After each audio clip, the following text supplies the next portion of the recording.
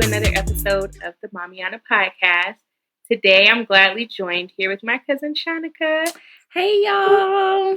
Yes. Shanaka is one of my close cousins. Love her lots. Not only do we favor each other, I know y'all see that resemblance, but we just be on the same wavelength in life, you know?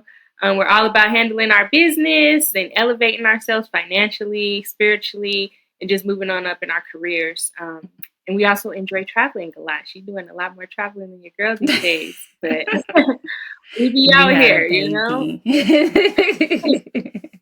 And we also both enjoy eating. We will flex some Love food food. for real. Love food. Oh my God, I love So food. I'll let her introduce herself. Feel free to share whatever you like, sis. Okay.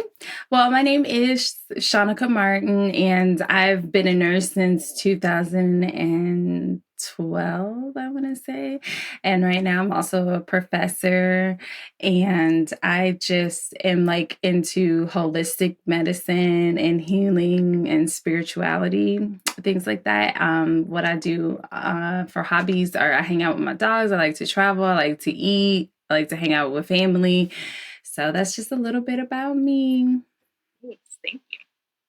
So today's topic, we're going to be talking about infertility. So I'd say, like in short, infertility, it's the inability to conceive a child through sex. So I invited my cousin Shanaka in here because I wanted her to share her own experience with battling infertility, especially as a Black woman in her 30s, because I know this is something that so many women struggle with, especially Black women. So I think it's important for us to hold a space to help acknowledge this and to let other women know that they're not alone through this battle. And I did look up a couple of statistics on the American Psychological Association website around Black women and infertility, so I'll just share very few. But I found that Black women may be twice as likely as white women to have fertility problems, but are far less likely to seek or receive infertility treatment due to lack of accessible treatment and lack of affordability, which is definitely extremely concerning, but also not surprising. Considering all the different challenges that we face on a daily basis. So let's just start with your story. And how did you first find out that you were infertile? So many moons ago when I was married, I we had been, I won't say we were necessarily trying, but like I knew that I should have been pregnant. You know, like you be reckless out here in these streets, right? And you like, hold up, wait a minute, what's going on? And so for me, I was just like, I knew something wasn't right with my body. I'm like, something's not right. And I was having very, very painful cycles, like to the point where I'm like not able to move for the first 3 days, passing really, really bad clots. And it's just, something just wasn't right. And I had been like that for a few years, but I got really discouraged because when I was going to certain doctors, they were just basically like, oh, well, you have a fibroid. And I'm like, this one little fibroid should not be causing all of these issues like this. So finally, I found a Black doctor, a nurse practitioner that I went to, and she actually listened to me. So she sent me out to go get referral to a fertility specialist. And so I went to a fertility specialist. He was a person of color as well. And I had a test done where he checked my uterus and he found that it was full of polyps. And he also did a test where he injected some dye to try to go through my tubes, and it would not budge. And so that's how I found out both of my tubes were bilaterally blocked. And so we did a surgery to unblock them, and he was only unable to unblock one tube. And then I ended up switching fertility doctors just because of my insurance. And so when I got retested recently, I want to say it hasn't even been that long. It's probably been like February or March of this year, found out that my tubes were blocked again. So technically, I cannot get pregnant naturally. I have to do in vitro fertilization is what she told me. So it took me about probably like 3 to 4 years to kind of figure all of this stuff out though, and then to find a solution to the problem. So what we can do is right now, because I'm not trying to get pregnant, is I'm doing egg freezing. So that's just the process of where you go in, they take your eggs out, and then they put them in the freezer for until you're ready to to use them to create embryos and then do the in vitro fertilization process. So, like, I know this has been we've obviously had a lot of conversations about this outside of this, but how did you feel when you first received this information? Because I think that could be very challenging to kind of accept. It was heartbreaking. It was really sad. I was just like, battling the emotions of, oh my God, I feel less than a woman because I can't carry a child. Like, what is this going to look like? How am I going to have a family? Do I even want a family now? Like, just so many different emotions that I was going through. And then having to still navigate solutions while battling, feeling like, oh my God, shame, guilt. Did I do something to cause this? Was I not taking care of my body properly, or why is my body not working? Just all the different things that women go through when you feel like it's your fault. Like, oh, it's my fault that I can't, But through education and through time and through going to talk to multiple fertility specialists, and my therapist, because it's definitely in therapy still, I think that I'm in a place now where it's just like, okay, like, this is something that has happened. It's not my fault. There's no reason that this really happened. Talking to the doctors, they're just like, well, it's scar tissue. Like, this happens very commonly, actually, and they don't check for this unless you're trying to conceive. So a lot of women's tubes can be blocked, and you just wouldn't know that they're blocked unless you were trying to conceive. I didn't know that my uterus was full of polyps had I not been tested for that, because I was having really painful cycles. Because a lot of times polyps in your uterus, they don't have symptoms to it. You just don't really know. So, going through that, I just kind of was like, okay, I was able to process my emotions with my therapist and just be like, okay, like, this really isn't my fault. There's no reason for me to have shame. There's no reason for me to have guilt. There's no reason for me to feel like my body's failing me. Like, this is just something that has happened. There are solutions out here. And I think for me, I feel better because there are solutions that I'm like, okay, now I can freeze my eggs and then I can try at a later time, which was very helpful for me. But I also know that some women don't have that option, and that's hard. That's like a really hard pill to swallow.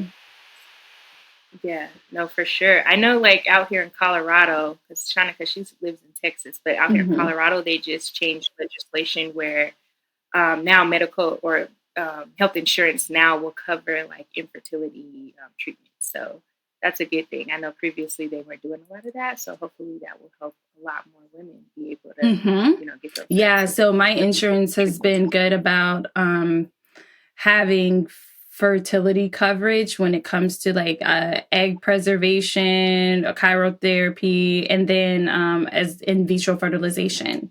So you have to check with your insurance to find out, because it's really expensive without it. Like, if I didn't use my insurance, I was probably looking at least $25,000 per cycle.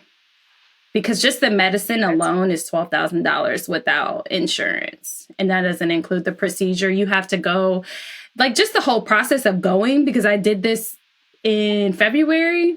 So the way that they started me off was 3 weeks of birth control, which seems counterproductive, but it actually helps to get multiple eggs ready at the same time. So, they can have eggs to choose from.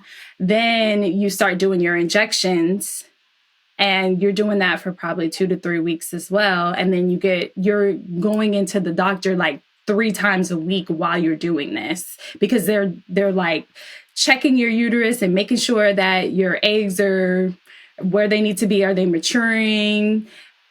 If they're not maturing, they need to change the medicines and everything like that. So you're constantly getting lab work. You're constantly getting stuffed and plucked like a chicken, to be honest with you. I was like, I've never had somebody in my vagina so much. Like my doctor. I was like, this is a lot. so going through that, and then having the actual procedure done where you're doing it under anesthesia. And then, I was asleep, so I don't know. I woke up and they were done. But the cramping that comes with it was very, very painful. So they gave me some morphine, and they sent me home with some Tylenol and codeine and some Zofran, which is for nausea. And then you're basically in an outpatient situation, so you go home the same day. But it's a mentally and emotionally, because of all the hormones you're putting into your body, it's very challenging. And then you're like super, super bloated and you gain weight. And I haven't lost the weight yet. And I'm getting ready to do a whole nother cycle. So how many cycles do it's you have to do, or is that kind of your preference? It just depends on how many eggs that you get out. So for me, I had 14 eggs that they were able to get, which is a good number. But by the time they look at the eggs to see if they're mature enough or if they're viable, I ended up with 7. So out of those 7, once you actually take the sperm and create an embryo, then you have to get it tested to see, like, genetically, is it going to be viable? Am I going to have a miscarriage from this? Like, they can look at all of these things before they put the egg back or the embryo back inside of you. But because I haven't done that part, I'm just freezing the eggs.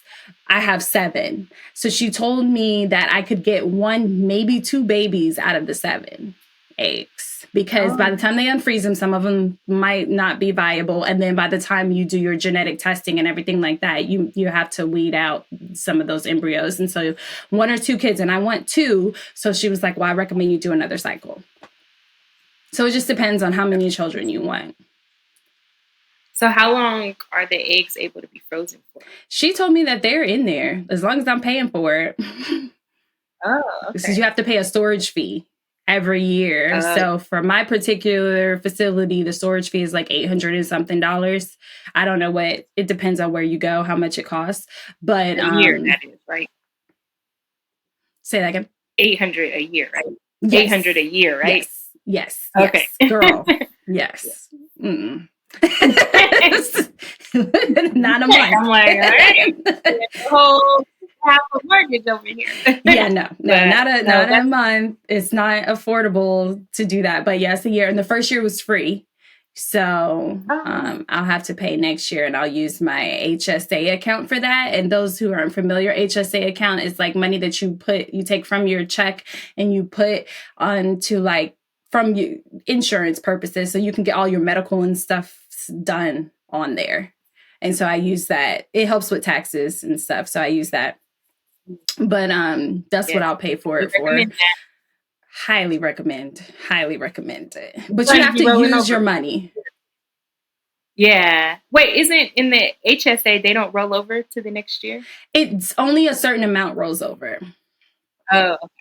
So if I know the max that you put over is like 3,000 and you only use 1,100, you can lose 25 of it or however. I think only 1,400 rolls over. Oh. So, and then there's an FSA account, but I'm not very familiar with that one. Yeah, I know the FSA, that one doesn't roll over. So. Yeah, so you have to like use your money or you lose it, and we don't play with money over here like that. So, but yeah, so I'm working on my second cycle right now. Currently, I'm still in the birth control phase, and then I will get my medicines on the 13th, which is in like 3 days, and then I just start injecting myself. Yeah, so that's how are those injections going? How are the injections going? They're fine for like the first week, but then like your stomach starts getting really tender. And then you have to like, it's annoying. It's really annoying. It's like 3 of them, but I also have a high pain tolerance. So I'm just like, whatever, I just do it. But it's annoying. It is. I can imagine. Well worth it though. I'm so happy with the opportunity to do that, you know. Yeah. In the future you will become. Right. And so that's just that's the best thing. You get to choose when. Like I get to choose when. I know. And so that's what I had to start looking at is the benefits instead of like being swallowed up in grief and shame of like, oh my God, I can't, like, I'm not able to do this on my own. Like I need outside influence. I need help. I was just like, oh, but I don't have to worry. Like I can actually choose and prepare more. And you get to choose the sex of the babies too, right? I do. I don't know that I will, See? though. I Hmm. might let them I might be like, just do it. And then I figure it out. But Right. I might want a surprise, but I do get that option. Mm-hmm. That's what's up. So, That's dope. So yeah. now that you've undergone most of the treatment, like how are you feeling mentally? Because I know before I feel so much very better this go stressful. round. Mm-hmm. Mm-hmm. I think the first Good. time I was just scared because I didn't know what to expect. So now I'm like, I know what to expect. I know how the process goes. I have support. So I'm good. I'm good. And my doctor, she's amazing. She really, really is. She is a white woman. And I normally really try to go for people of color or Black doctors, just because for me, my experience has been that I'm listened to more from people who look like me. They take me more seriously. And I know that's not everybody's experience, right? But for me, that has been my experience. But she has been so phenomenal that I'm like, we in this, sis. Like, we're in this. So, and I think, not That's to good. make Oh, white doctor. not white, not to make it about race, but it is about race sometimes. Because when you No, look it definitely is. historically at Black women and just Black people in general dealing in the medical field, racism is a huge part of it, right? It's like I'm writing a paper on Black maternal mortality for my doctorate program. And just looking at the systemic racism that's involved and how like Black women are 3 times more likely to die from birthing children is insane. And that comes from systemic racism. So you have to pay attention to these things. So when I'm picking my providers, I'm very purposeful in who my providers are. And just because they are Black doesn't mean that they're great. Yeah, So that's true. Similar to cops, just because they Black, all skin folk ain't kinfolk. kinfolk, you have to Yeah. know. And I've dropped people like a hot potato when they need to get dropped. So That's it. Though. I'm happy you have that knowledge. Thanks for sharing that too, because yeah, we're not like treated fairly in the what's the word, in the medical field, or like when we're looking for treatments or healthcare, like we don't get that fair treatment as white women would. A lot of our symptoms and concerns are oftentimes overlooked.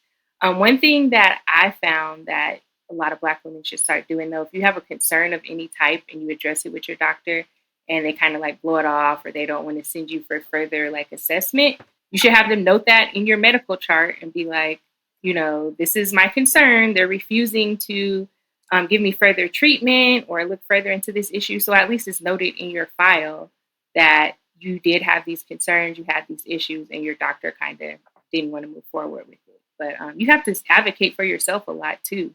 Like if that doctor's not trying to help you, you got to find another one, because sometimes these doctors are just out here trying to collect a check. They don't really care about the people. Yeah. And too, with Western medicine, a lot of doctors are basically trained medically. And so they're looking at the disease and the person has it, versus what I find with nurse practitioners, you look at the person holistically and the person comes first. So that also it comes into play as well. I know this is a privileged thing because I know I'm very privileged, and so I don't take that lightly. But even being able to have insurance is a privilege. Being able to afford insurance is a privilege. Working in insurance, I've learned a lot of things on how to get pre-authorizations, who to call, how to call them. But you have to find that information out on your own, and you really have to advocate for yourself, because there's no reason that it should have taken I think it took 7 years from the time that I started experiencing really painful periods to get to this point of egg freezing. That's crazy that I was suffering for that long with these cycles, not knowing what was going on. So hospital shop, doctor shop, do what you need to do for yourself. It took me years to do it, but I did do it. And I have an amazing team of doctors, from dermatologists to OB-GYNs to nurse practitioners, whatever the case is. I have them, fertility specialists. But I know that with life and having children and husbands and jobs and all the things that it's really hard to do that, but it is very necessary to advocate for yourself and to find another provider if you feel like you're not being heard. Have them notate that, but also find another provider. Mm-hmm. I agree. You got to do your research. I'm very thankful out here because my doctor who delivered Elise for me, I've been seeing her since I was 16 years old. Oh, that's so awesome. we have a really good relationship with each other. She knows my body very well. So like that trust was there when she was delivering my baby. You know, I didn't have any like fear for like, oh, is she going to try to fuck me over or am I safe? I felt very safe. So that was a blessing, but I know that's not everybody's situation. But you do got to vet these doctors, ask questions, and like she said, you can pull their licenses, man. Look at their MPI numbers, see like what their reviews are looking like, and because there was a recent one, and I don't know that much about this case, so I don't want to like just be misspeaking, but that doctor who decapitated that baby's head, did you hear about that? No, I heard about that. Yes. Yeah, that was crazy. And then they, you know, I'm like, how you just put the baby back, you know, in a blanket with the head kind of attached and give them to the parents, yeah. and you don't say anything. That's crazy. And they had some bad reviews. Oh, did they? Mm-hmm. Yes, do your research, y'all. Don't be scared to ask questions. Don't be scared to switch doctors, providers, whatever you got to do. Do what's best for yourself. One of my last questions is since going through this treatment, has this had an impact like on your dating life? Not really.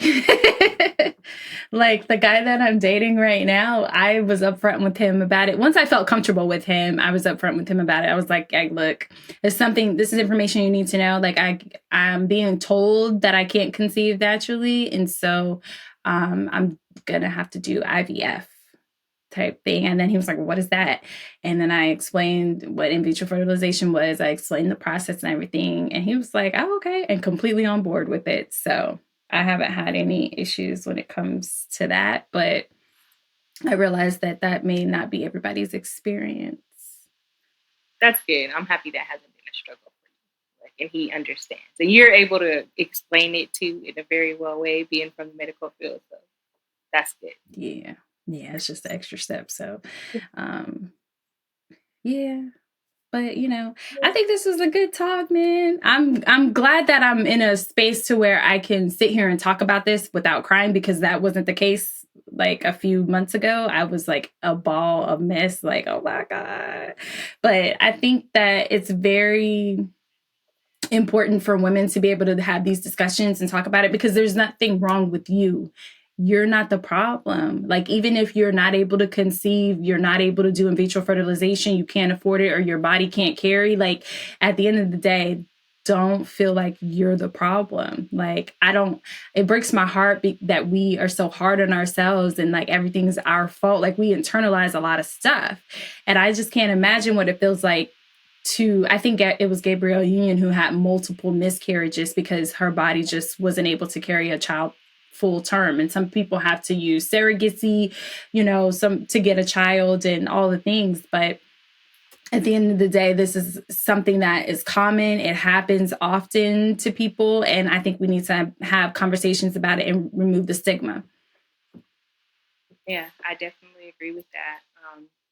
And you never know until you try, actually. You know, you could have this whole picture perfect life planned out for yourself. I'm going to start having a kid when I'm 27, 28, 29, 30. But you never actually know until you try. So that's the crazy part of it all. And like, I don't take any of that for granted at all. I've also shared on a previous episode, like before I had Elise, I had a miscarriage too. So these are things that happen often to women. Like, it's completely normal.